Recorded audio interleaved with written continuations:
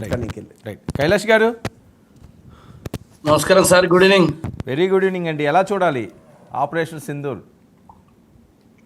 Yeah 99 TV వారికి, ప్యానల్లో ఉన్న పెద్దలకు, ప్రేక్షకులకు, యాజమాన్యానికి నమస్కారం. ఆపరేషన్ సింధూర్ అనేది ఈ దేశ ప్రజలు తలెత్తుకునే విధంగా 140 కోట్ల మంది ప్రజలు ఏదైతే మన పుల్వామా సంఘటన తర్వాత దేశ ఐక్యతను సూచిస్తూ ఈ దేశం పైన కన్నేస్తే దాయాది దేశంగా ముద్రపడ్డటువంటి నీచాతి నీచమైన ఒక మతం పేరుతో సాగించిన మారణ హోమానికి వారు ఏదైతే తగిన మూల్యం చెల్లించుకున్నారని చెప్పేసి దీని ద్వారా మనకు అర్థమవుతోంది. అటక్ నుంచి కటక్, కాశ్మీర్ నుంచి కన్యాకుమారి, గాంధీనగర్ నుంచి గౌహతి వరకు ఈ దేశ ప్రజలందరూ కూడా ఏకమై ఇవాళ జరిపినటువంటి ఆపరేషన్ సందర్భంగా సింధూర్ ఏదైతే ఆర్మీ వాళ్ళు సాధించినటువంటి విజయానికి సల్యూట్ చేస్తుంది ఈ దేశమంతా నిలబడి. ఎందుకంటే ఈ దేశంలో కుల, మత, వర్గ భేదాలు, వివిధ రాజకీయ పార్టీలు, రకరకాల సందర్భాలు ఉంటాయి వాళ్ళకి సంబంధించినటువంటి విషయాలు. కానీ ఈ దేశ ఐక్యతకు, సార్వభౌమాధికారం పైన జరిగినటువంటి దాడిగా ఈ దేశాలు ప్రజలుగా భావిస్తున్నాం. అదేవిధంగా గత చరిత్ర చూస్తే పాకిస్తాన్ మొత్తం కూడా అడక్క తినేటువంటి పరిస్థితికి వచ్చింది. వారి దగ్గర విశ్వవిద్యాలయాలు లేవు, చదువు లేదు, సంధ్య లేదు, వ్యవసాయం ఇప్పటికే పాక్ మనం ఏదైతే సింధు జలాల ఒప్పందాన్ని మనం రద్దు చేసుకొని వదిలేస్తే 30% వ్యవసాయం చేసుకునేటువంటి పరిస్థితి ఉన్నది.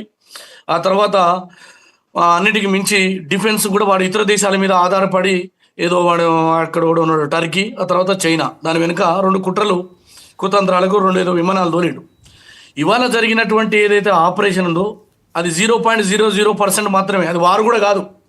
ఈ దేశ ప్రధానమంత్రిగా నరేంద్ర మోడీ గారి నాయకత్వంలో ఆర్మీ తీసుకున్నటువంటి చర్యలని ఈ దేశమంతా గర్వపడుతుంది. ఈ దేశమంతా సంతోషంగా ఇవాళ ఏదైతే 26 మంది అమాయకులైనటువంటి మరి వాళ్ళు అక్కడ కాశ్మీర్ చూడడానికి పోతే, విహారయాత్రకు పోతే అకారణంగా చంపినటువంటి ఆత్మలు ఇవాళ సంతోషంతో ఎంతో ఆనంద ఉత్సాహాల మధ్య ఉన్నట్టుగా నేను అనుకుంటా ఉన్నా. ఎందుకంటే ఇది మామూలు విషయమే కాదు. జరిగినటువంటి దాడి అది 26 మందా 36 మందా వాడు దేశంలోకి రాగలిగిందంటే దీని వెనుక పాకిస్తాన్ యొక్క కుట్రలు, కుతంత్రాలు, వారికి సహకరించిన వాడు ఎవడైనా కావచ్చు. కానీ ఈ దేశానికి అడ్డొస్తే వాని తలలు తెగి పోతాయని మనం చెప్పకనే చెప్పడం జరిగింది. కాబట్టి ఇవాళ ఈ దేశ ప్రజలుగా మనందరం కూడా తలెత్తుకునేలా, ఈ దేశ ప్రజలందరం కూడా ఐక్యతను సాటే విధంగా ఈనాడు మనం దేశమంతా కూడా ఆర్మీని మరి మనం భుజాలకు ఎత్తుకోవాల్సినటువంటి అవసరం ఉంది. ఎందుకంటే ఈ దేశం విద్యలో కానీ, వైద్యంలో కానీ, అగ్రికల్చర్లో కానీ, అదేవిధంగా టెక్నికల్లో కానీ ముందుకు పోతా ఉంది. కానీ వాడు చేయలేడు. వాడి దగ్గర దౌర్భాగ్యం ఏంటంటే అగ్రికల్చర్లో సింధు ప్రావిన్స్లో అగ్రికల్చర్ ఉంటుంది, 350 రూపాయలకు బియ్యం కొనుక్కునే దౌర్భాగ్యమైన స్థితిలో ఉన్నాడు వాడు. ఇంత మునుపు సోదరులు చెప్పిండు, ఆలుగడ్డలే కానీ, కూరగాయలే కానీ, చికెనే కానీ కొనలేనటువంటి పరిస్థితులలో నెలల కొద్దిగా వాళ్ళు తెచ్చుకొని పాపం ఉన్నవాడు డంపు చేసుకున్నాడు, లేనివాడు ఆకలితో 1,50 లక్షల మంది సోమాలియా, ఉగాండా, ఆఫ్రికా దేశాల మాదిరి చనిపోయే పరిస్థితి ఉన్నది ఇవాళ పాకిస్తాన్లో. అంతేకాదు బలూచిస్తాన్ అని చెప్పేసి ఆ దేశంలో 40% ఉన్నటువంటి భూభాగంలో ఉన్నటువంటి ముస్లింని వాళ్ళు ద్వితీయ పౌరులుగా చూస్తారు. వాళ్ళ దగ్గర ఉన్నటువంటి సంపదని ఈ పంజాబు, సింధు ప్రావిన్స్లో ఉన్నటువంటి వాళ్ళు దోచుకుంటారు ఈ దొంగలు. మళ్ళీ తిరిగి మతం గురించి మాట్లాడతాడు. వారి మతం కాదు ముఖ్యం, డబ్బున్నవాడు సౌలభ్యాలు పొంది అక్కడ ఉన్నటువంటి పేదవాడిని దోచుకుంటుడు. కాబట్టి ఇవాళ జరిగినటువంటి దాడి ఏదైతే ఉందో ఇది 100% భారతీయుల యొక్క సత్తా, భారతీయుల యొక్క ఆత్మగౌరవాన్ని, భారతీయుల యొక్క స్వాభిమానాన్ని చాటేటువంటి దాడిగా మనం భావించాల్సిందిగా ఈ సందర్భంగా గుర్తు చేస్తా ఉన్నాం. ఎట్టి పరిస్థితుల్లో ఇటువంటి వాటిని ఉపేక్షించకుండా ప్రపంచవ్యాప్తంగా ఏకాకిని చేయడంలో భారత్ సక్సెస్ అయింది.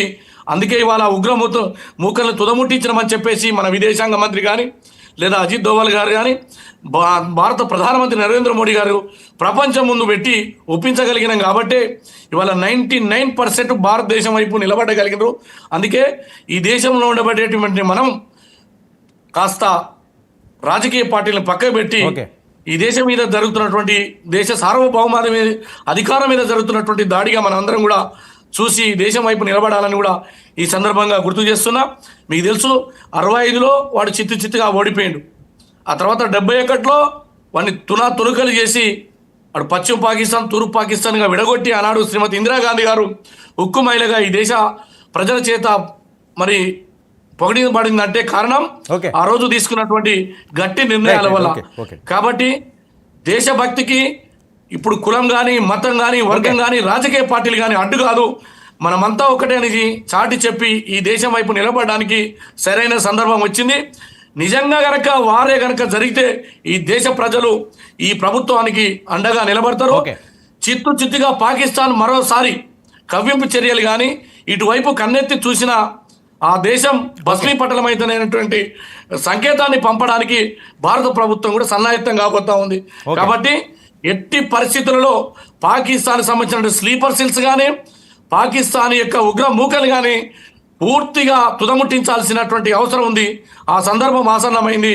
అందుకే ఆపరేషన్ సింధూర్ ఏదైతే నా భారతీయుల యొక్క సింధూరాన్ని తుడిచివేసినటువంటి దుర్మార్గుల యొక్క మరి అహంకారానికి పరాకాష్ఠ ఓకే, ఓకే, చేసినటువంటి కేశవ్. ఉగ్రముఖాన్ని అంతమొందించినటువంటి సందర్భం. ఓకే ప్రసాద్ గారు, చెప్పండి. ఎవరైతే ఉగ్రవాద సంస్థల నేతలు ఉన్నారో వాళ్ళు మాట్లాడుతున్న మాటలు, వాళ్ళు లెటర్లు సంధించిన వాళ్ళు ఉన్నారో పోయారో కూడా ఇంకా తెలియదు. పోయారని కొంతమంది అంటారు, ఉన్నారని కొంతమంది అంటారు. సరే, ఉన్నా పోయినా ఒక తప్పు చేశారు, దానికి ఈరోజు శిక్ష అనుభవిస్తున్నాము, మన కుటుంబ సభ్యులను కోల్పోతున్నాము అనే ఆ విచక్షణ కూడా ఉండదండి వీళ్ళకి. ఇంకా మేకపోతు గాంభీర్య మాటలు మాట్లాడడం, ఇంకా రెచ్చగొట్టే విధంగా ప్రసంగాలు చేస్తుండడం, రెచ్చగొట్టే విధంగా వీడియోలు పెడుతుండడం, లెటర్లు రాస్తుండడం, అసలు ఏం మెసేజ్ ఇస్తున్నారు, ఏం చెప్పాలనుకుంటున్నారు? అసలు వాళ్ళకి మానవత్వం అంటే ఏమో తెలియదు. నరరూప రాక్షసులండి వాళ్ళు. సో అందు గురించి ఏంటంటే మనం చూసుకోవాల్సింది వాళ్ళు మానవులుగానే మనం వాళ్ళని చూడకూడదు. ఎందుకంటే వాడేముంది, ఇప్పుడు ఈ ఫ్యామిలీ మెంబర్స్ పోయినా ఇంకో ఫ్యామిలీ మెంబర్స్ యాడ్ అవుతారు, నాకు కొత్త వాళ్ళు యాడ్ అవుతారు. కానీ